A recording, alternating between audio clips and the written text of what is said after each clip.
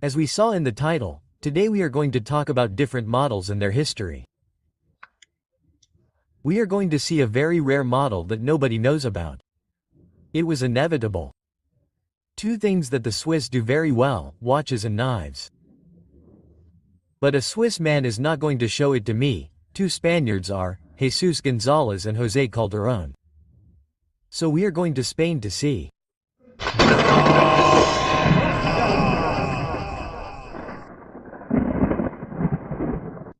Well, here I am showing you this small watch knife, model 70U, an 84mm Alox knife that weighs just 21 grams. Don't get confused by the 70U because these are knives that did not have a ring, and the vast majority, if not all, were advertising knives, where Swiss watch brands were responsible for stamping their advertising on this model. Only two uses. Knife blade, in this case stainless steel. Here we can see the complete markings. Victorinox, Switzerland, Stanley Rossfree, and its small blade for opening watches. Later on, Juan will show you the variations of this watchmaker's blade, how it has changed, and the types that existed. And I'll leave you with my friend José Calderón, who will show you the watch and cellidor.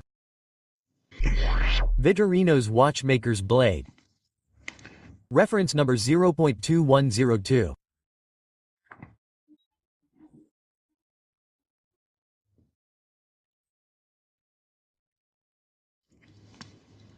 An 84mm knife with 4 functions that consists of the following tools: the cutting blade and the folding watch opening blade, tweezers and toothpick.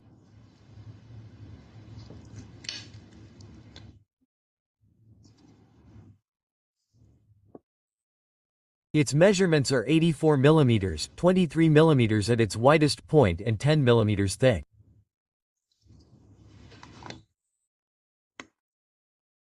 It also came with Ecoline handles with reference number 2.2102 and, interestingly, both weighed the same, weighing 33 grams.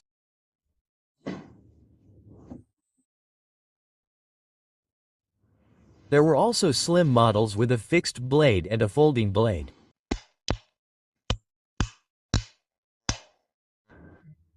Well, then they showed the watch case opener, the Watchmaker 60, and, what do you call it?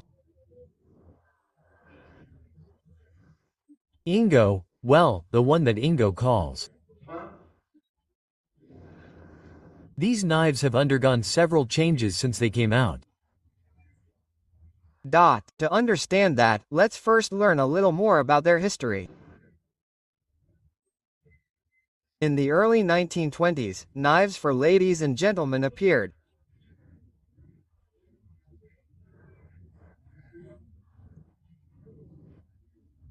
Ladies and gentlemen knives, this line of thin knives, and among them was the watchmaker's knife, was called the 70U. Originally it would only come in black and would not be in many catalogs. In fact, I can find it in 2 catalogs.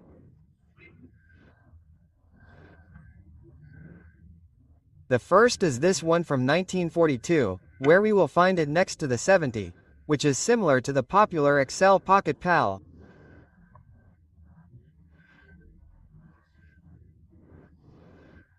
Well, next to the 70 is the model 70U, which, as you can see, has the watchmaker's blade, but here I find a 4th model.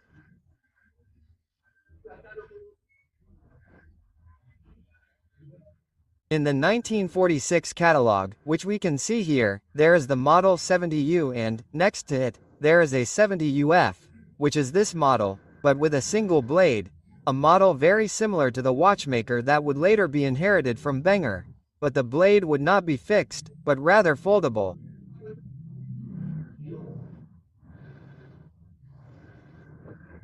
So, I found these models in those 2 catalogs. If you know of any others, let me know in the comments. As I was saying, at first only the black server came out, but later it would come in aluminum and works of art would appear, some in relief like the one we're seeing, others would simply have the aluminum painted, and others like this one, grooved. And the most interesting part, without a doubt, comes with the blades, because a watchmaker's blade is usually a beveled and blunt blade. And we could find them in several shapes. Here in this first photo where it looks like a common blade, smaller, larger, the first and the second. Then we would have it with a half moon to fit well in this back of the watch to open it and see the mechanism. This one has a serrated or closed blade, very rare. Then the clip point, a blunt click point. Then we would have the straight blade with a half moon, but longer than the one we had seen. And in this photo we have another strange one because we have the one in the background, right? The one on the right, I think it's going to be in the video, if it's one of the 2 points that draws attention because it has a notch on the blade for a pin. I mean, if there's any watch lover out there, I want them to tell me what that notch is for. What kind of watch has that pin? Let me know in the comments.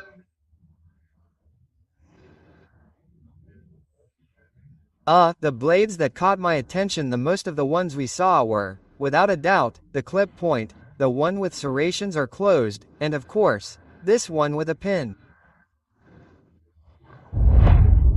Let's see a few things about these 3 models. Well, I'm going to say that I don't know until when this one was manufactured. The truth is that, I suspect that until the year 73, it's a suspicion because most of them, if they're not Victoria, they're X. Let's see. If they're not Victoria, they're X. Mine's pretty beat up. It's embarrassing to show it. This one, I don't know when the model that Ingo pronounces very well began to be made. It's called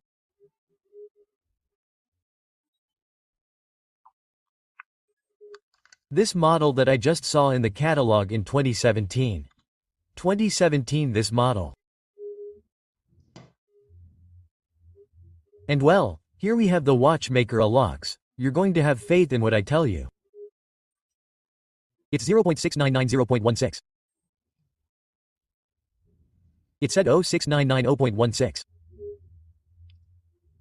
And here we have it with a fixed blade. Let's see, let's compare the blades a little because there are differences between them. With this safety because it's much smaller, it has the half moon, nothing to do with it. And this one, which is a Banger Legacy, has more or less the same shape, although this one has a larger grip surface. Well, let's say that both this one that is pronounced and the Watchmaker 60 would be released for the last time in the 2021 catalog.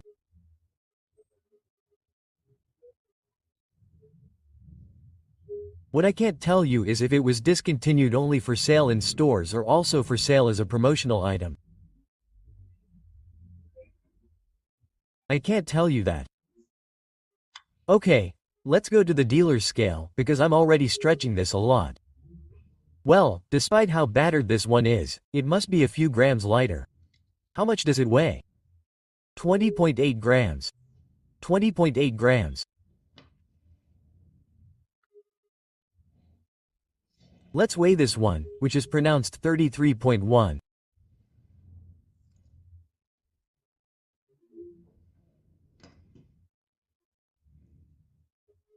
And finally, the Watchmaker, which is a knife that is used a lot to change handles, 25 grams.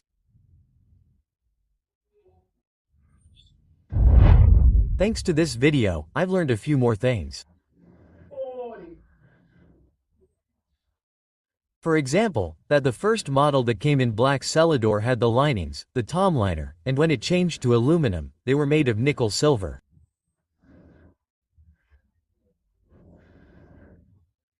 I only knew of 3 models, the 3 models that they showed, that is, this one that Ingo says is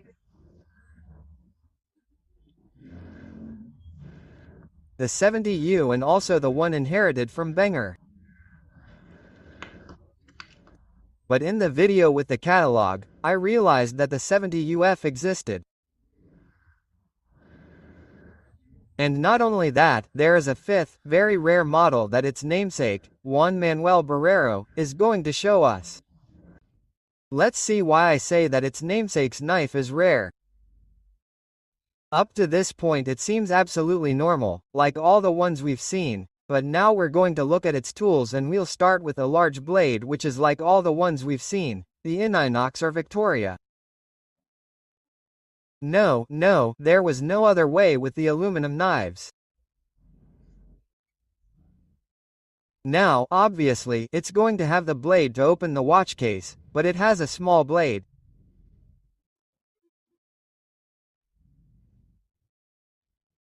I haven't seen another one that has a small blade, and I don't know of a small blade in this format that's on the same pin as the large blade.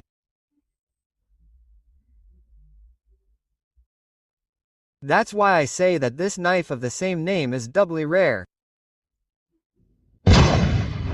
This watch knife that we use so much to change handles, to remove them, is extremely useful for us. Obviously for a watchmaker, for someone who does that type of work, it's surely very useful. With this knife, the 70, we've finished looking at the knives in the ladies and gentlemen knife line. All of these elongated ones already have their own video. And with this video we begin to see this knife format that they call a soldier's knife, although there is no 84mm soldier's knife, but well, that's what they call it in the classifications and it's very good. Let's say that it is a model very similar in format to the soldier's knives. There was also a 91mm knife that has a watchmaker's blade. If you want to see it, watch this.